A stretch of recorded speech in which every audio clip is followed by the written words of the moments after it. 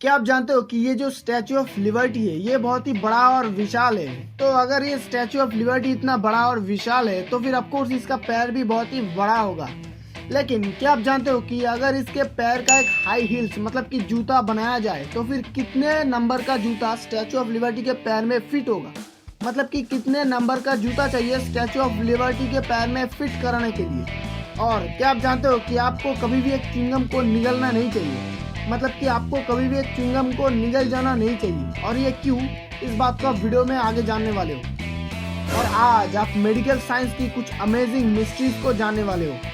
तो अगर वीडियो पसंद आया तो फिर एक लाइक और चैनल को सब्सक्राइब जरूर कर देना। तो फिर बिना किसी देरी के लेट्स गो स्टार्ट प्ले।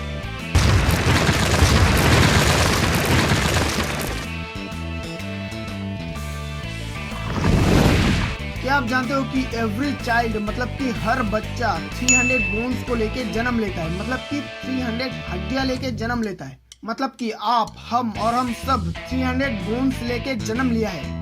और जैसे जैसे ये बच्चा बड़ा होता है वैसे वैसे ही बोन्स एक दूसरे के साथ जुड़कर डेवलप होता है। और टीनेजर में हमारी बॉडी में सिर्फ 206 बोन्स ही रह जाती है। मतलब कि 92 बोन्स एक दूसरे के साथ जुड़ जाती है। आपने देखा होगा कि जब आप किसी भी ऊंची पहाड़ या बिल्डिंग के ऊपर जाते हो तो तब वहां से जब आप नीचे की तरफ देखते हो जमीन की तरफ तो आपको ऐसा फीलिंग आता है कि अगर मैं यहाँ से कूद गया तो मेरा क्या होगा। लगता है अभी मैं यहाँ से कूद जाऊंगा। अगर मैं यहाँ से कूदा तो कितनी देर हवा में तैरूंगा। ऐसा कुछ अजीबोगरीब ख्याल आता है दिमाग में। तो वो जो ख्याल आता है उसको ही कहते हैं द कॉल ऑफ वॉइड और द हाई पेस फेनोमेनन। मतलब कि ये जो ख्याल आपके दिमाग में आता है उसका भी एक नाम है। क्या आप जानते हो कि इस दुनिया में जितने भी प्रोडक्ट है मतलब कि हर वो चीज जिसका एक्सपायरी डेट होता है। मतलब कि एक दिन ऐसा आएगा जिस दिन वो चीज खराब हो जाएगा। लेकिन हनी ही एक ऐसी चीज है जिसका कोई एक्सपायरी डेट ही नहीं है। मतलब कि ये कभी भी खराब नहीं होता। इसको आप पूरी जिंदगी चला सकते हो। ज्यादातर लोग ये सोचते हैं कि अगर किसी की किडनी खराब हो जाती है तो फिर डॉक्टर्स ऑपरेशन करके एक नई किडनी लगाती है। मतलब कि डॉक्टर्स ऑपरेशन करके एक नई किडनी का इम्प्लीमेंट करती है। लेकिन ज्यादातर केस में ऐसा नहीं होता। मतलब कि डॉक्टर्स करते ये है कि पुरानी किडनी के पास एक नई किडनी लगाती है लेकिन वो पुरानी किडनी वहीं पे ही छोड़ देती है। मतलब कि ऑपरेशन के बाद पेशेंट अपने बॉडी में एक एक्स्ट्रा किडनी को कैरी करता है। क्या आप जानते हो कि स्ट्रॉबेरी का सिर्फ नाम में ही बेरी है, असलियत में वो बेरी की प्रजाति के अंदर नहीं पड़ता। मतलब कि बेरी हम उसे ही कहते हैं जो कि एक ही फूल से खिलता है और जिसके अंदर एक ही बीज होती है। लेकिन स्ट्रॉबेरी के अंदर बहुत सारी बीज होने की वजह से उसका नाम के आखिर में तो बेरी होता है लेकिन वो बेरी के अंदर नहीं पड़ता। मतलब कि वो बेरी के प्रजाति का ही नहीं है।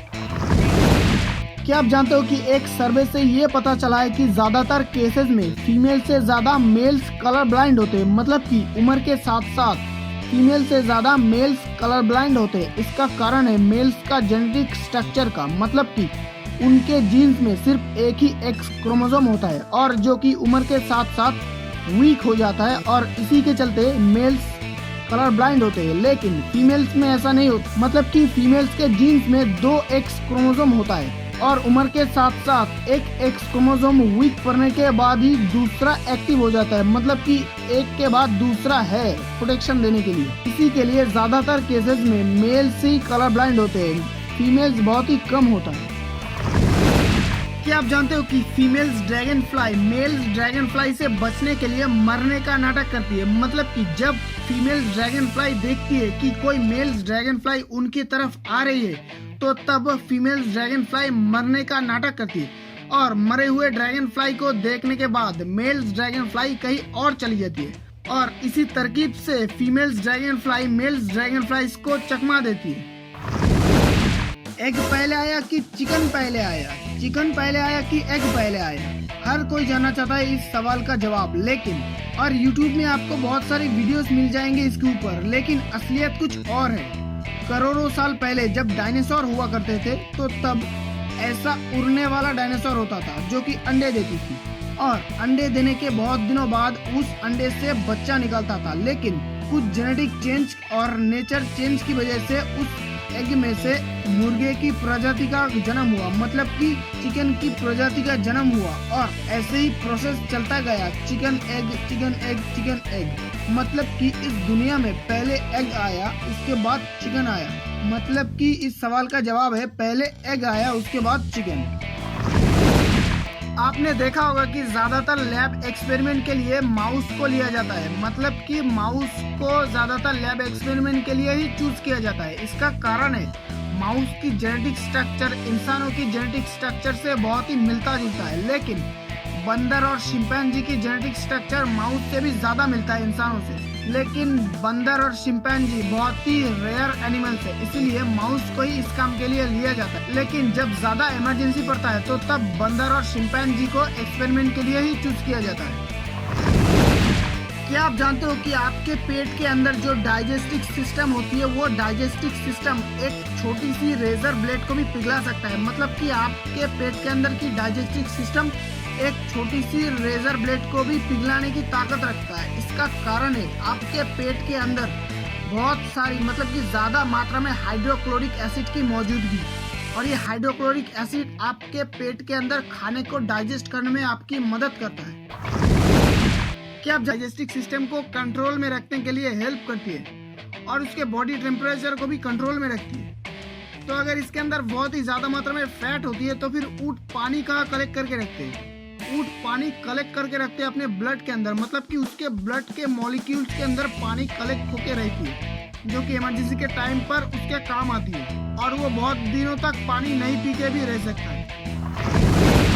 आपने तो स्टैचू ऑफ लिबर्टी देखी होगी, अगर नहीं देखी होगी तो मैं बता देता हूँ। इसका हाइट है 93 मीटर और इसके हाथों में जो ये कॉपर का आग रहता है इसका हाइट है 151।